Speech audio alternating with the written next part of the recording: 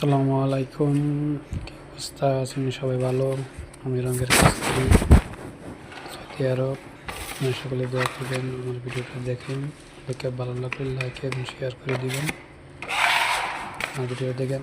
আজকে কাজ করে আসছি, ইনশাল্লাহ কালকে মাহে রমজান, কালকে ইনশাল্লাহ ছুটি কাটাবো। ভালো লাগলে কমেন্ট করবেন, শেয়ার করে দিবেন ভিডিও।